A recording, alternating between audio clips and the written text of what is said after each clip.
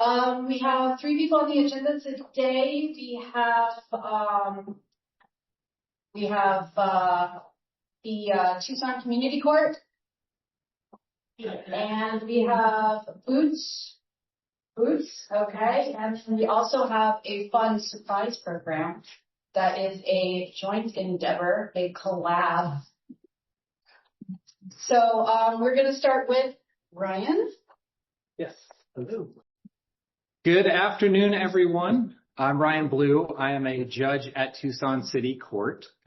I preside over the mental health court calendar, the behavioral health court calendar, and the community court calendar, and formerly, as of very recently, the fine resolution court calendar. And so I want to thank everybody for inviting me here today to tell you a little bit about our community court. And so I'm going to jump right into it. If there are any questions, please let me know, and I'm going to be happy to stop what I'm saying and answer any questions for sure. So our community court was established in May of 2023. We actually had a BJA grant that we were awarded to design and implement a revised or modified mental health court, as well as construct and create a community court. And so our community court actually has 2 sides to the house. Side number 1 is a resource center. The resource center is available every Friday afternoon as long as city court is not closed. Anyone can come in and seek resources. You do not have to have a pending criminal case. It is just there, downtown, available for anyone. In terms of the other side of the court, that's where we're talking about the actual court itself.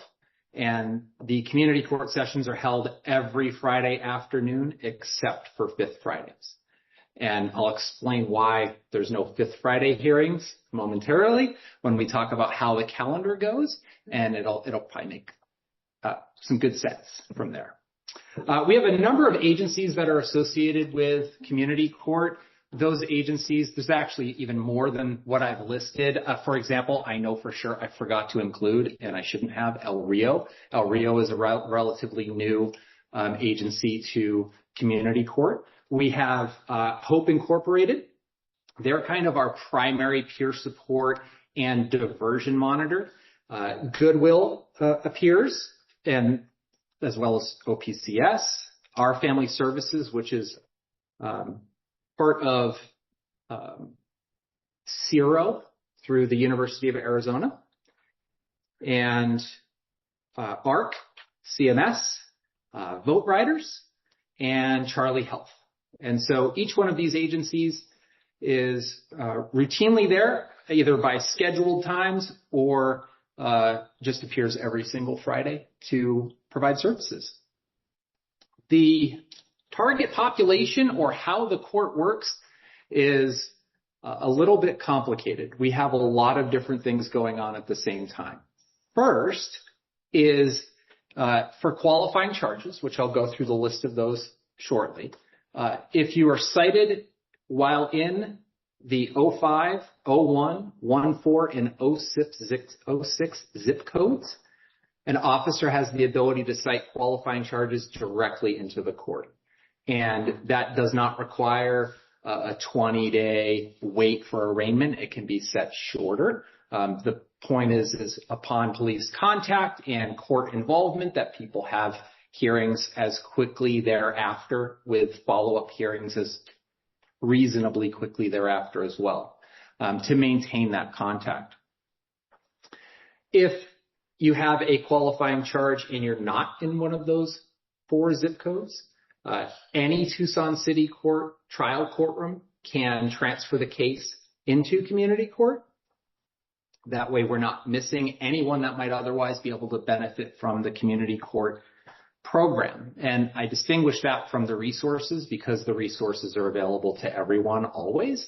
But for resolution of your case, it requires a case transfer or being cited directly in. We have had occasion where Tucson Police Department has walked individuals in, someone that they happen to have arrested for a qualifying charge, and they may or may not have had warrants. And if we're in session, we've invited Tucson Police to be able to walk people in rather than bring them to the jail for booking, so that there can be an initial appearance held and we can address any types of warrants that might be active, as well as whatever the case might be, new charges or whatnot. Finally, there's a video alternative to jail program that exists at Tucson City Court. For those that might not be familiar with that, that is a program where when Tucson Police Department does deployments at various locations throughout the city, Tucson City Court is on video and available to do initial appearances, which generally include release conditions, don't return to the location that they were cited, and other such conditions. And community court serves as the arraignment courtroom for the video alternative to jail sessions. For those that, I don't know how many people are familiar with the court system, so forgive me if I'm explaining things that are very basic for the criminal court process, but the arraignment is the very first court date on the charges. That's where an individual is told what the charges are, a plea of not guilty is entered, they're told about their rights, and then they're given another court date. And so that's what the community court does for the video alternative to jail session. Now, one important thing to realize about that timing is a deployment could happen on a Wednesday, and their community court session will be Friday, so 2 days later. So if the individual is making contact with resource providers on scene during the deployment, there's a possibility that those same providers could be seen by that individual when they attend community court that Friday. And so there's some consistency and continuity. They may not see the same faces, but they might see the same agencies there. So as far as the warrants are concerned, so Tucson City Court does have the ability in community court to do and handle walk-in warrants. So if an individual has been in warrant status, they want to address that warrant, they can come to community court. We have a sign-in sheet. Individuals can provide their names and date of birth, and we can check to see if they have any warrants. If they do, then we will do our best to call for those files and to address those warrants on a walk-in basis. That is a somewhat limited service due to the court sessions. It's been relatively popular. And so when we have a calendared session, we have to make sure that we can address all of the individuals that are calendared in a timely way, and also work on those warrants. So the eligible charges, it's many charges that individuals might get if they're unhoused. And so it's drinking in public, criminal trespass second and third degree, soliciting in a median, parks charges, shoplifting charges, possession of drug paraphernalia, possession of a prescription drug without a prescription, and city code non-victim criminal charges. Shoplifting is really geared towards Circle K's, QT's, like convenience store gas stations, tend to be the primary source of those shoplifting charges for community court. Of the list of agencies that I showed earlier, the goal is to provide services or direct people to services to accomplish and obtain driver's licenses or IDs, social security cards, insurance, housing, job, education assistance, substance use treatment. And people can in fact go, and we've had this happen for some graduates, they showed up to court, they said, I'm done with what I've been doing, I've had enough, what do I need to do? And they can go directly from the courtroom with a ride to detox or residential. So that's a service that HOPE provides. And so they can immediately engage when they've decided it's time, it's time. They can also reach out to mental health treatment and the peer support navigators. The program itself is a voluntary program. It is a pre-plea diversion program. So what that means is for those individuals that were arraigned and a plea of not guilty was entered, that plea doesn't have to change at any time. The case is simply continued to allow the individual to complete the diversion program. Diversion allows an individual to earn a dismissal of their case when they successfully complete certain tasks, certain requirements for that program. The structure of the program starts with a CCAT, which is a criminal court assessment tool, and it is a risk needs responsivity assessment. So we will determine the risk to reoffend based upon self-reporting in large part, as well as the categorical needs that an individual might identify. And that is taken into consideration when the treatment provider develops the ISP. And so the program itself tries to incorporate those social service needs along with addressing the risk associated with whatever the charges might be. HOPE is an integral part of everyone's program, even if the participant is not specifically connected with HOPE. HOPE serves, like I said earlier, as our diversion monitor. And so HOPE will develop a community court plan for each individual. That community court plan is based on either a health home treatment plan or a treatment plan that's created by HOPE itself after they administer their assessments. So it can really be sourced from either location. It could be CMS can create a treatment plan, and it can be incorporated that way.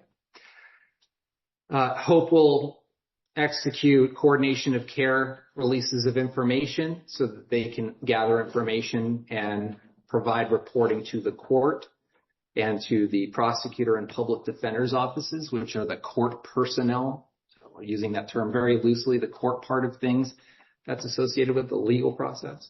And so that community court plan is ultimately developed and presented to the prosecutor. The prosecutor and the public defender's office talk about what the community court diversion program itself for that individual should look like.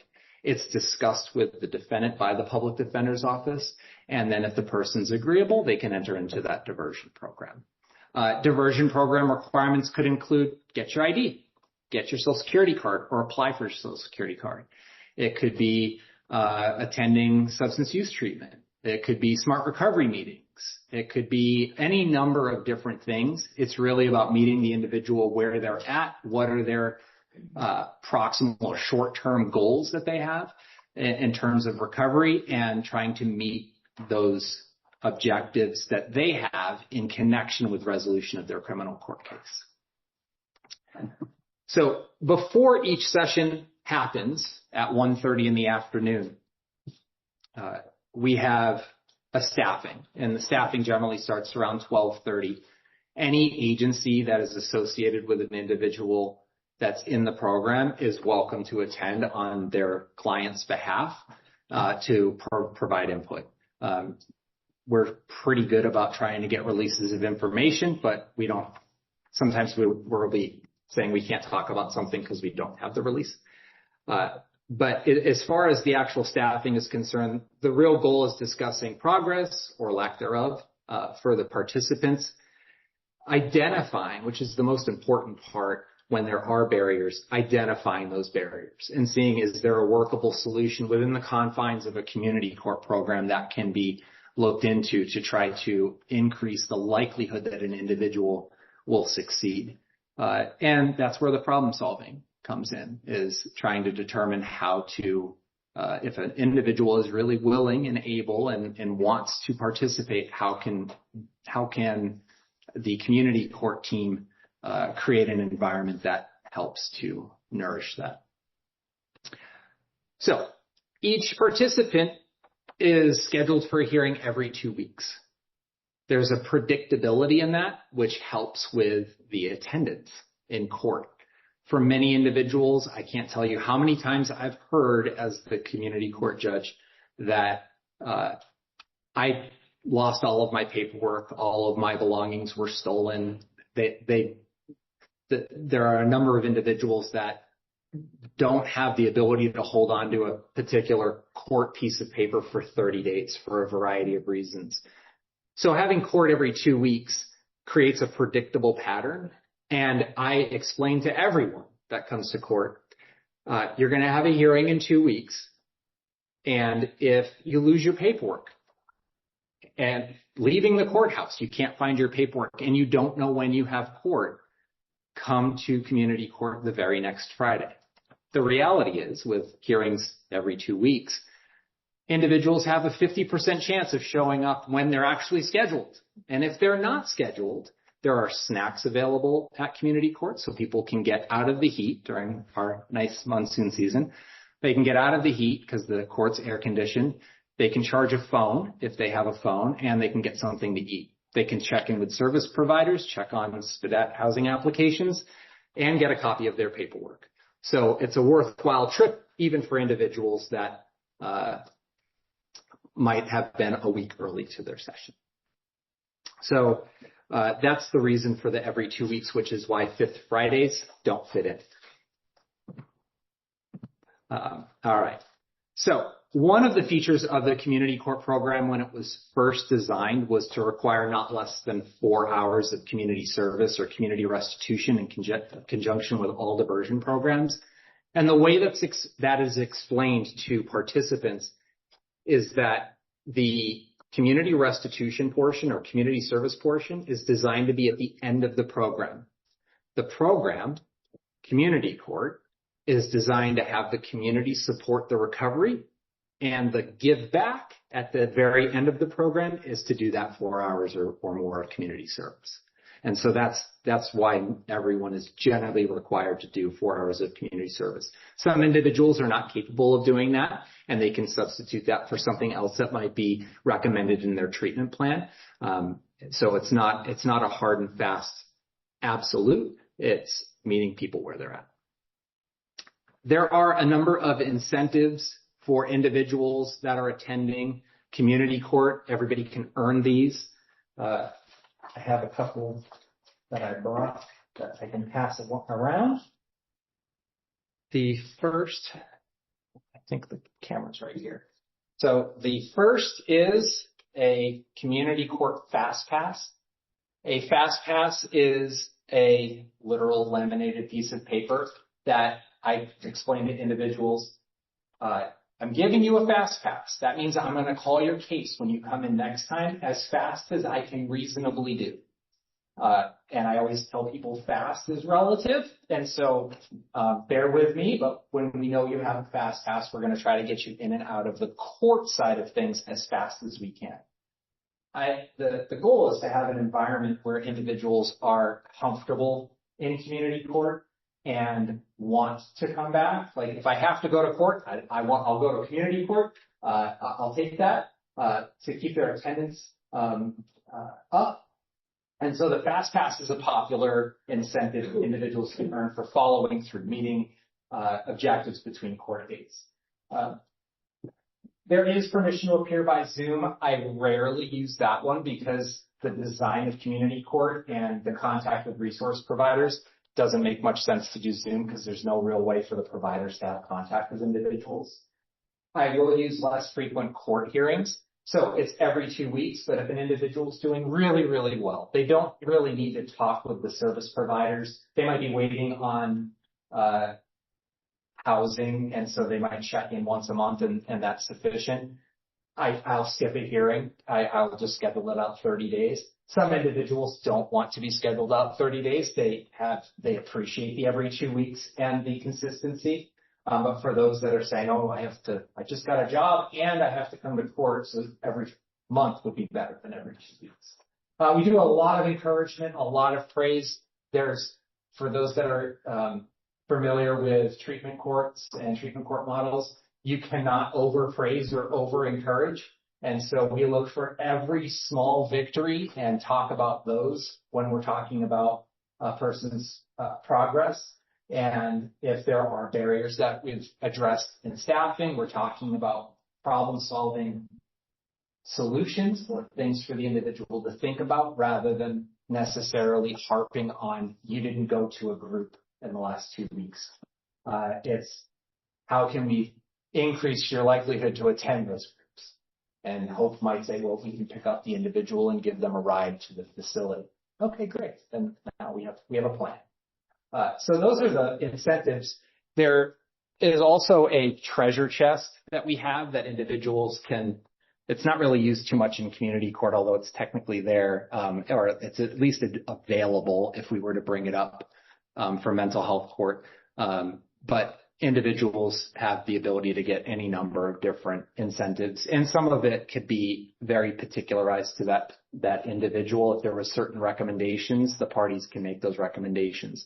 At staffing is the public defender's office, Hope, and the prosecutor's office all provide updates. Sometimes things don't go well for an individual's participation, and that's where I always start with the question, are the goals between hearings calibrated correctly? Have we asked too much? Is the person capable of completing those goals between hearings? And do the goals need to be modified? So there are therapeutic adjustments that can be made based upon changing circumstances for that individual. And that's where we turn to the treatment provider to get an update. Are there any adjustments to the treatment plan that are needed based upon the contact with the participant? If so, those can be made. And in fact, diversion programs are not infrequently changed from what they were originally written to be because of the changing needs of the individual. And so I always want to make sure that the ask is something that's reasonable for that person. If an individual is sanctioned by the court, it can be a warning. I try to do encouraging warnings because it's at the end of the day, the individual is still appearing in court. If I'm giving a warning to a person, it's because they're there, so they still showed up knowing that they didn't complete something. But they can, if they have enough warnings and enough lack of progress, the ultimate sanction can be community court diversion termination from that program. There could be additional community service. There could be a reflection statement or note or paper to the treatment team. If someone's missing repeatedly appointments with their service provider, one of the sanctions could be you need to go to apologize that they're setting aside their time and you're missing your appointments. So those are generally the sanctions that can be employed. Graduation and post-graduation. This is a big deal in community court. If you ever have a chance to swing by, you'll know someone's graduating because there's applause breaking out everywhere. And so we do ask for individuals if they're okay with applause, because some people don't like applause. But for those that do, we make a big production of it because it's a big accomplishment to complete the program. They get the encouragement. They're always welcome to come back. Community court doesn't end because they finish the program. They're always welcome to come back to the program and visit with treatment providers or just say hi. And we do have, I think it's a fair number of postgraduate visits. People that have gone through the program and just pop in just to say hi and let us know how they're doing. That to me is one of my favorite parts, because that to me tells me that the program is something that really helped that particular individual, that they came to court on their own without a court date, that they wanted to actually interact with everyone and give an update, talk about how they're doing. And we have that happen from time to time. The community court also gives coins out. I'm going to pass it around. It's not easy, but the community court coin is given to every graduate in commemoration of their program's success. It's a little memento for all of the work that they did. They've very much earned that coin when they've completed community court. And so, yeah. We also give out a certificate of completion that shows that they completed it as well. So I think I skipped this slide. Oh, no, community court by the numbers. So we do a lot of tracking to figure out is the program working? And in terms of housing, these are the numbers that we have for housing. This is as of May 4th of this year. We've completed 189 housing assessments.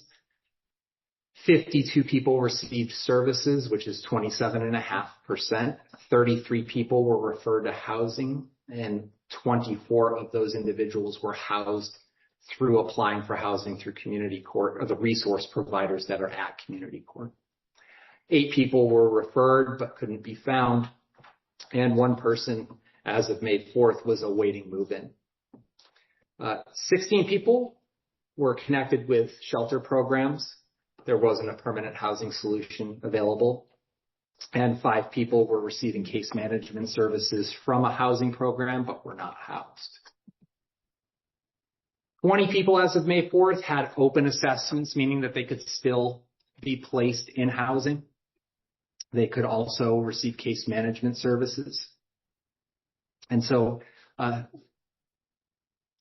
that's essentially the breakdown of the housing information that we've tracked. In terms of recidivism, people picking up new charges after they've completed and graduated the community court program, as of May 4th, we had 64 graduates. 8 individuals picked up new charges within 1 year of their graduation, which is 12.5% of our graduate population. And from November of 2023, I believe that's when we had our very first graduate. So for the life of our postgraduate program, we've had 9 total people recidivate, which is 14%. And so. Do you know what the recidivated charges were? Or was there a need on what kinds of charges they were having offenses on? I have not. I know that that's the detailed version is, I think we do track what the types of charges are. Yeah, no, it's a good question. I think one of the difficult parts for our program, and it's not unique to community court, is the housing solutions that might ultimately become available aren't necessarily available in the 2 to 6 month program that the individual might be participating in with community court. And so there's a lot of follow-up. Sometimes we'll have individuals come back post-graduation just to check in with Zach Simmons through CIRO on the status of their housing application. And so, yeah, it's a good question if it's of the same vein as before. Yeah. So that's the community court in a nutshell. Does anybody have any questions? Anything I can answer? Yes. Yeah, for those who reoffend, those 9 individuals, so depending on the type of charges, are they able to go through the community court process that's related, or still falls under this sort of umbrella? There is no prohibition. So if you have a qualifying charge, that's where it'll start. The prosecutors will ultimately screen everyone to determine eligibility. So for the video alternative to jail example, if an individual graduated 6 months ago from community court and then they had new qualifying charges, the prosecutors will evaluate it, see whether or not it makes sense to allow for community court again. Because it is a prosecutor's diversion program, they're opting to allow individuals in to participate and earn a dismissal. And so the court doesn't take part in any of those decisions. But yeah, there's no necessary bar. Yeah. Can I check the chat? Sure. Anybody? Yes. No problem. Oh, thanks. Okay, we do have a hand up in the chat. If you want to go sure. over there, I'll go ahead and stop sharing, and then everyone can see it. Just 1 second, Sandy. Let's get Matt in front. Oh, we got most. We might want to go back a couple of steps so we can at least see your face. That's good. All right. Okay, go ahead, Sandy. Okay, thanks. This is great information. And sounds like the court's doing a lot of positive work. I have a question. If there are people that once they enter the program are still sent to jail, and also if you have information about how many jail days your court has prevented. Okay. I have not, the question was, the second part of the question was, do we track as a court how many days in jail have been prevented by the community court program? And I don't have an answer to that. It's an interesting question that I'm trying to think through right now, but I don't have a quick answer to that. And the first question was, do individuals get jailed as a part of the program? Is that correct? Once they've entered the program. Yeah. Okay. So the community court program is an out of custody program. So from time to time, individuals will not appear to community court. They might end up having a warrant issued, and they might end up in custody in that way with the warrant being served. But there's no jail sanction. This is, again, it's a pre-adjudication. So the individuals entered a plea of not guilty. It's not like a sentence probation circumstance. So really the only time jail would ever be used in community court, and I'm using that loosely, is if the individual went into warrant status and had that warrant served by Tucson Police Department. Thank you. Sure. Okay, I'm going to pull your point and hopefully we'll get back on the screen in just a moment. Nora says, thank you so much to Judge Bleau. So happy to be able to be a part of this court weekly and see it growing regularly. And we know Nora's always out there rocking it. So did anybody else have any questions online or here? Oh, yeah. How many cases do you have on your docket, Julie? And I know you mentioned like 2 to 6 months is the length of stay, but is there something, is it closer to 2 or closer to 6 in terms of how long are people like with you? Yeah. So we have, I'm roughly estimating somewhere between 60 and 75 people associated with the court. And the 2 to 6 months really depends on the individual. For example, an individual could be actively involved in residential treatment. That might expedite how fast they get through the program. Other individuals might be coming in having just left an encampment, and they might have a lot more of the initial process to work out, and their program might take longer. So that's why I give such a broad range, because there's no real easy answer to that. It just depends. And it sounds like you have a lot of really great partners. I'm wondering if you're seeing any like unmet needs for things that like people really need access to, but maybe are not really available in the community. I know housing is one of them, right? It's not super quick to get that, but are there any other examples that you can think of things that your folks need? Employment services and education assistance. Some individuals really want to go back to school, and Hope and Goodwill, I think, assist them with those things. But the more agencies that want to get involved, the better. And how can agencies get involved with this one? They can contact community court, and I will get that slide out to everybody. It's communitycourt@courts.az.gov. It's probably in the flyer. Yeah. And if you email that, Ryan Jones is our point of contact for agencies. And if any agency is interested in participating, you just need to email that community court email and say you'd like to come. Even if it's just to observe, you can come on down, take a look at community court and see if it's a good fit. Thank you. Sure. I have a question. Yes. The restitution part where they do community service, is there specific organizations that you're partnered with for them to do it? What does that look like? It really depends on what the individual wants to do and what agencies are available to them to complete that. Hope Incorporated will work with the individuals if they're interested in certain things, like if they want to take care of pets, get them in contact with PAC. Z Mansion had come to a community court session just to observe, and that's when I was made aware that they have their Sunday breakfast that people can volunteer at. And so as the community court team becomes knowledgeable about programs that are out there, all of them are told to each participant that's looking to complete it.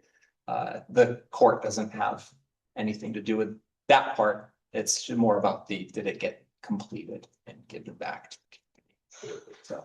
Thank you. I asked because Second Chance Tucson, the Volunteers Opportunities Committee, we recently had a Volunteers Opportunity Fair, and I know that Deborah's here and might want to connect to, share the volunteer opportunities that we have, and Sure. definitely we're looking for welcoming organizations specifically geared towards those who've been justice impacted. So I feel like there's some synergy there.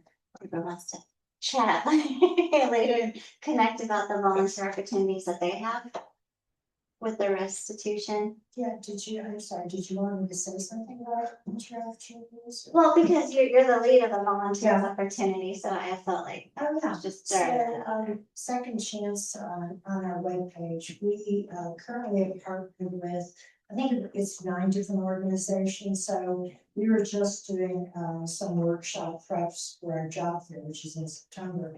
And there's a list of organizations, but what we have really tried to do right now, we want to continue to build that, is some solid organizations where it's not just 1 or 2 here or there. So people aren't frustrated, but organizations that really are committed to partnering with us.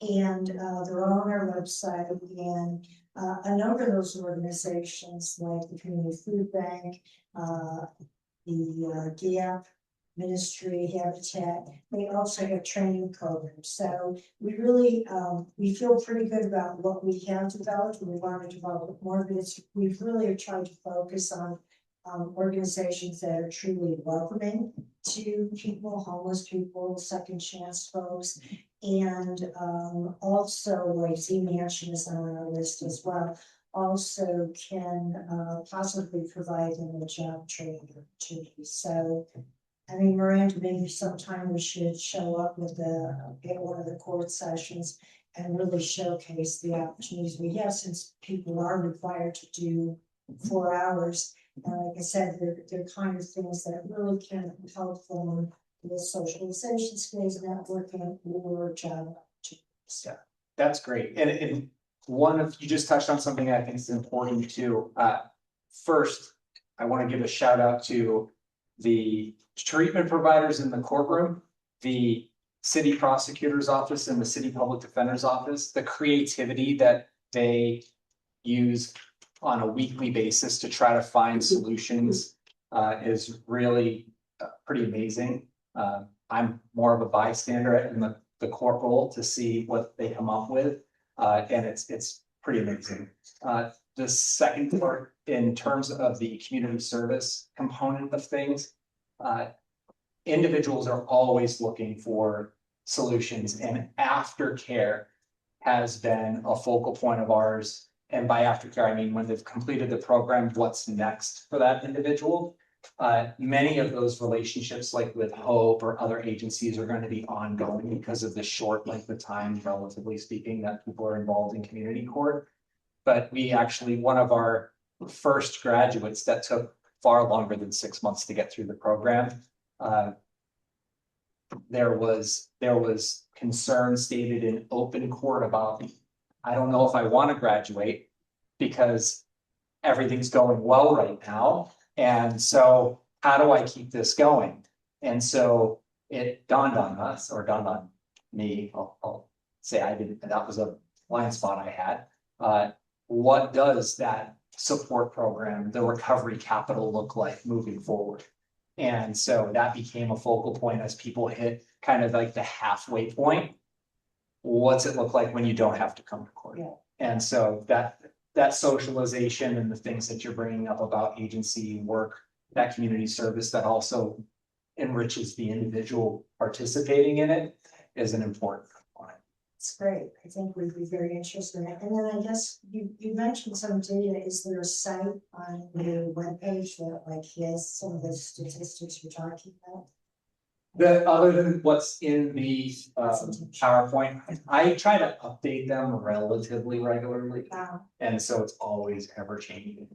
Yeah, because I think one of the things, knowing like how many days we reverted jail for people is it's a very interesting number if you did capture that. Do you currently capture that or do? We don't track. Is there a way to capture it? That's what the question. And the reason for my pauses is I'm trying to figure out, is there a way? I don't know. I'll have to go back and see. We have pretty good data, so it might be something that we can pull out. I don't know. I haven't looked at it before, but that would be a really good question. And my other question with data is, do you track racial groups in terms of, because I'm also working with a panel looking at trying to reduce the jail population and particularly the people of color. So I'm just curious if you track, how many people of color are in the program. I don't know. I don't know if that's part of our grant tracking. Right. It's something I could get an answer to, but I don't know off the top of my head. I think for housing, we have demographics based on age, family or single, and veteran status. Right. But I'm not sure. Okay. Yeah. If you email me. Thank you. Sure. And Sandy she's got a question. Yes. Hi. Hi, do you provide voter registration forms for those that are eligible? I know vote riders, when they're present in court, assist with ID and I think birth certificates and vouchers like that. I'm not sure if they're handing out voter ID registrations at their table. It's not been something that has been specifically earmarked in terms of program design to offer that. If that's, I'd have to check to see if that's something that a court can make available, and I'm open to anything that's permissible within the confines of a court. The county recorder's office can provide those forms. Oh, okay, great.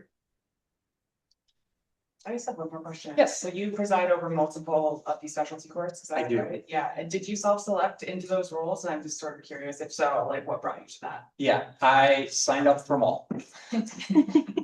And Fine Resolution Court, which is a post adjudication, people owe fines and fees. And if they are engaging in treatment of their own accord, not because a court ordered them to do something, they can use those treatment hours and community service hours to reduce loan fines and fees. And so I like to explain to participants, it's a hidden benefit that you never anticipated when you decided to make healthy choices and address substance use or mental health or whatever the case might be for that individual. So Fine Resolution Court's there, and then Mental Health and Behavioral Health Court. Mental Health Court is also uses the CCAT, so it's the highest risk to reoffend. The needs part is not the focal point for deciding which of the two courts. There's staffing associated with mental health. Behavioral health court tends to be the lower risk individuals. They might have high needs, but they have court less frequently than mental health court. And those are, yeah, I signed up for all of those. I was part of the large team of individuals that helped design community court.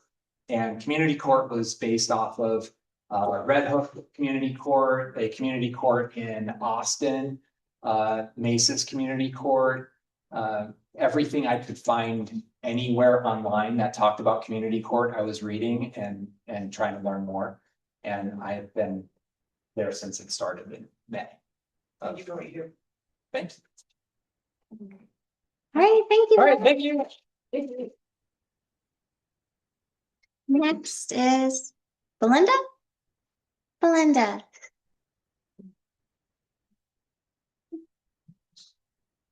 It's not that it's in here. Thanks for you. Like going up there. Right there, sweet to see you.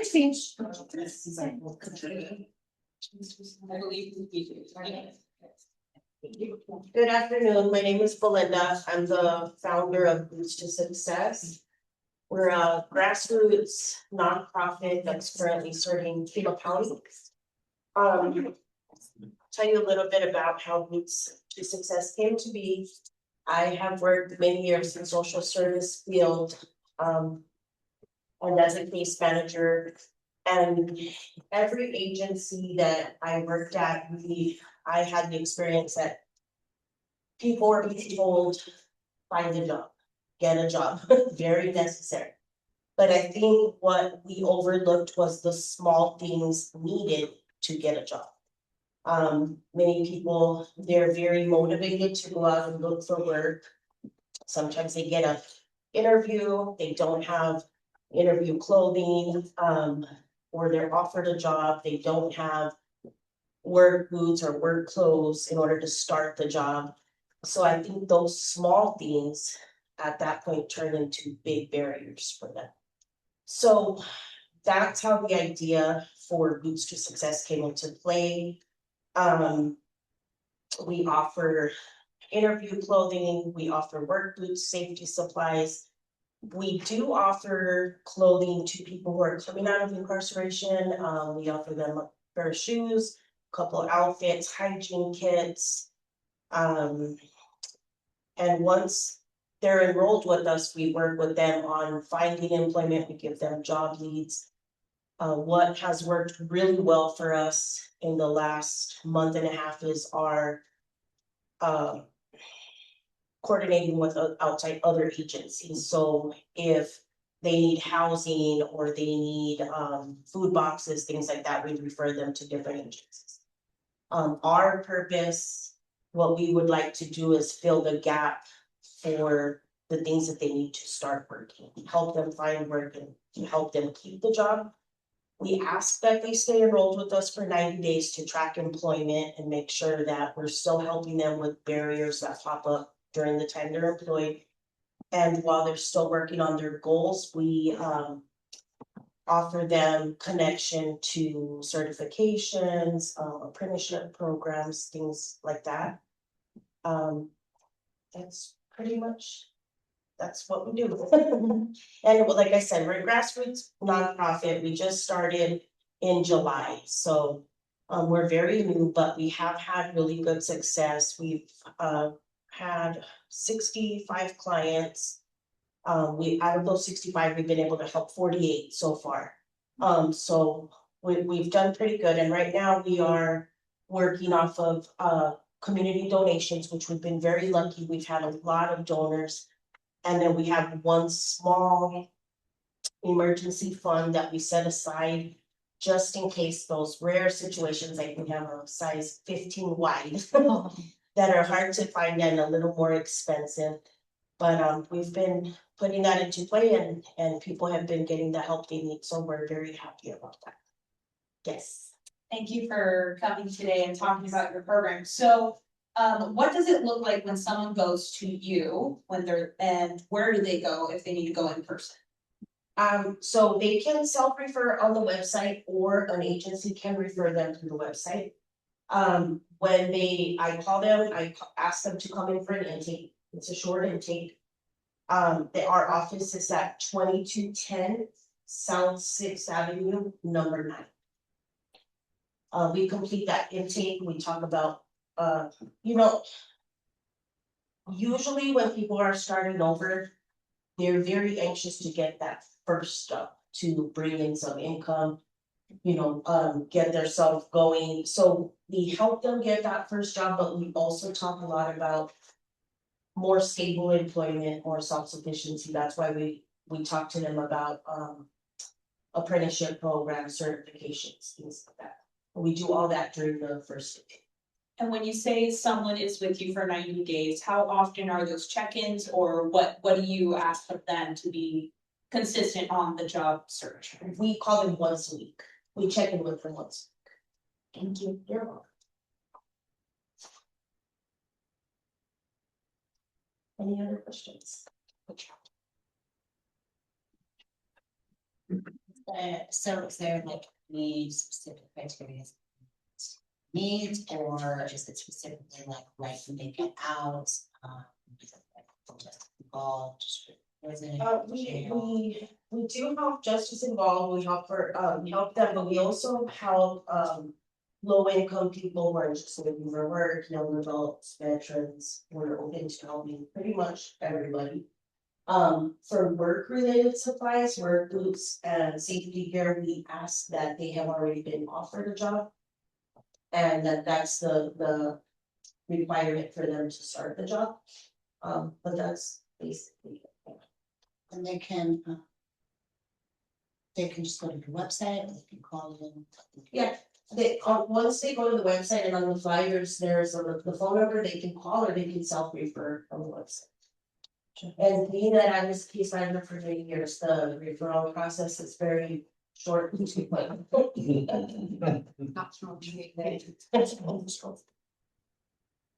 Any other questions? Nora said you're super cool and this is super needed resource and she's excited to see it. Oh, thank you, I appreciate it.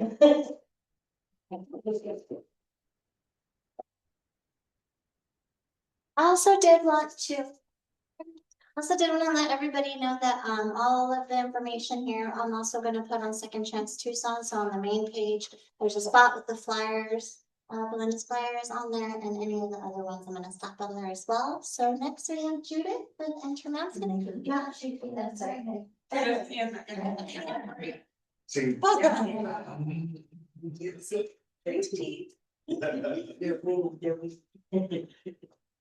I'm just gonna be quick. And I'll get closer here to the mic. But hello everyone, my name is Judith Scott. I'm with Intermountain Centers.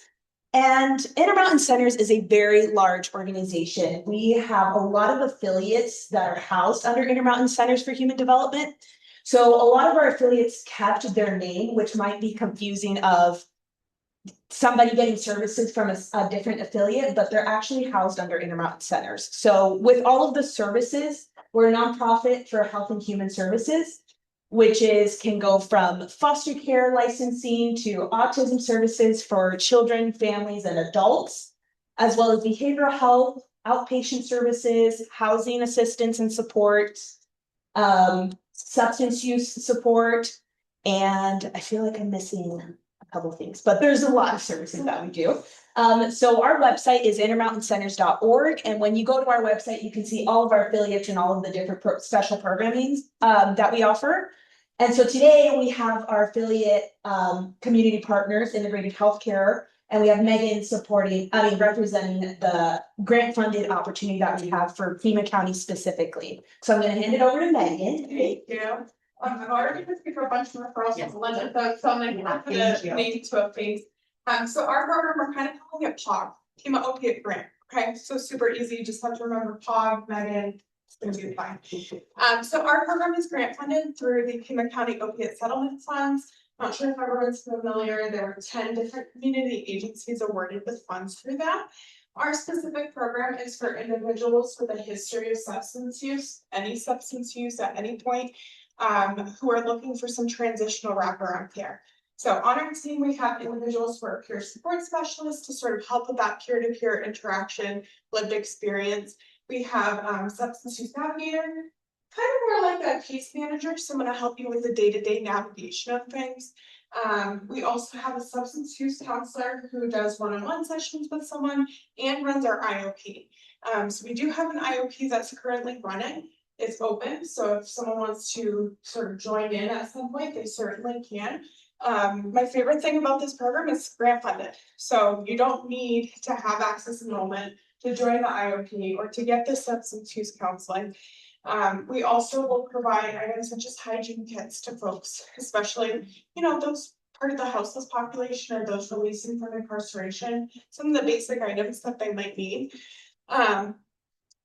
We can also help folks with some of the employment aspects. If it's something that we need to refer out of house, that's something we can do too. But then we can also help people with employment, I just said that, housing, and some opportunities with that, as well as basic social determinants of health, mental health, substance use, and other areas as well. I forgot it. That was like a really quick, speedy version of the program. I always tell everyone, if you have any questions about the program or you're thinking of an individual and you're like, I'm not really sure if this is a good fit, maybe. Feel free to snap it with me, reach out. I'm more than happy to chit chat about it and we can work together to see if it's a good fit. And like Judith said, it is for individuals in Pima County only, and it is for adults age 18 and up. I'd love to be able to serve the youth population, but there's other programs for that, right? Questions? Where do they go? So where can people go for this? Is there a link? And Yeah. Yes, there is. So what I can do is I can send a link to our referral form. It's in the agenda. It's in the agenda. Look at that. Thanks, Judith. This is why I wrote her. Super helpful. So yeah, so the link's in the agenda. It's a really easy Microsoft Forms. So it's Very easy. I'm like, used to be sad, but let me ask. So you just fill that out, give as much information as you can. We will take self-referrals. It's preferable when we get a provider-based referral because usually it's a little bit more filled out sometimes. And then we're pretty quick about reaching out to folks just to create that quick initial engagement once we've received the referral. So definitely check that out in the link. But yeah, always email me if you want to sort of talk it through first. Can I put that link on the website, on Second Chance Tucson's website? Can I put like all the stuff you just said on the resource and then everybody can go there? Love it. Perfect. Thank Yeah, love it. Like a referral party. A referral. Look over to you That guys. makes it more fun. Any other questions? you. Check the chat. Yes. How many people can you assist at any given time? So we don't necessarily have a quota right now, and we are within the first year of the grant program, so we don't have an idea of sort of capacity. We've received a total, this isn't an accurate number because I didn't check this morning, of over 180 referrals. I'd say about half to 75% of those were able to actually enroll into the program.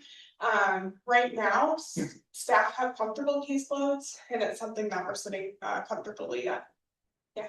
Do you have any wait lists or anything like that for getting into services or any particular service lines? I know sometimes folks have to wait for like psychiatry or like medication management, that kind of thing, if you're able to wait for that kind of thing. So we don't necessarily have a wait list. We do have a longer intake wait list right now, just because the word's been getting out there thanks to marketing.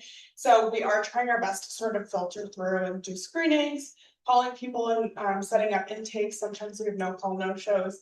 And stuff like that. But in terms of a wait list for specific aspects of programming, no.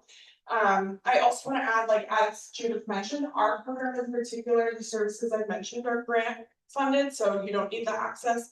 But if someone, let's say, has access and they're looking for outpatient services or math services, our same location has those services. So as long as they have that insurance, we can refer them over to those programs as well. How long are you grant funded for? So we're funded up to 1 year with possibility to extend up to 2. Thank you. So say a little grant. So hopefully by January we'll know. Yeah. Like I said, any other questions, feel free to reach out. I appreciate it. Thank you.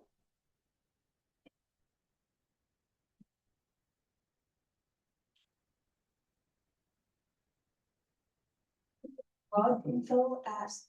I believe so. Miranda, I think Tom from Fresh Start asked for the contact email and it's POG. POG Yes, POG info at Community Partners Inc. I have no service, but I definitely do that. Here's hoping, guys. If not, I'll get the information sent out and a follow up with this. Melissa, did we have anybody else on the agenda? I think that might be it. Oh, I know.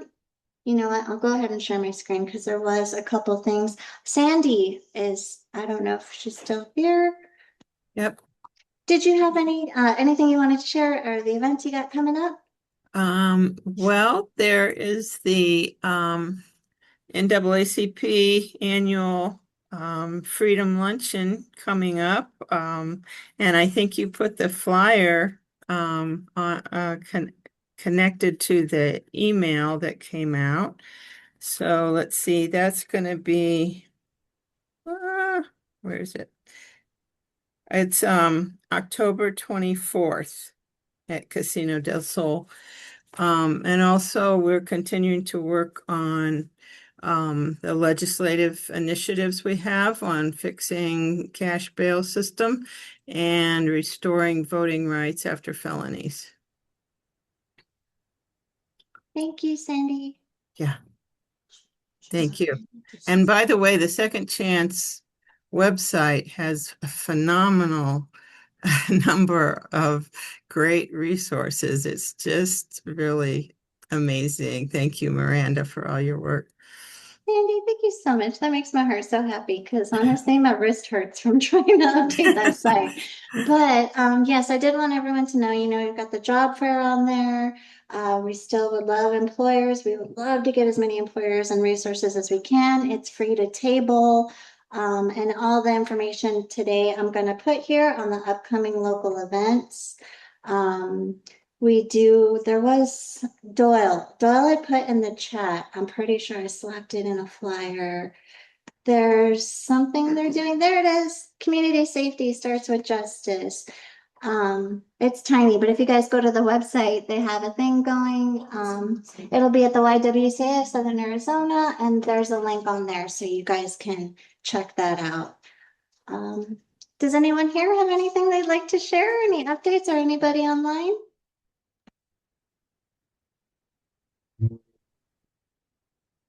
Our job fair is next month. Okay. Oh, Second Chance Tucson Job Fair. Yes, this is next month. It's September. The flyer's there. Alrighty, well then, if that's it, thank you everyone so much. Melissa, when are we going to be meeting next? And is it in person or not? It's Zoom. It's gonna be Zoom. Okay, so we'll be meeting on Zoom next, and then after that, I think in person. So I'll be sending a follow-up. Thank you all so much for your time and for everything, and easy appreciation. Everybody have a good day.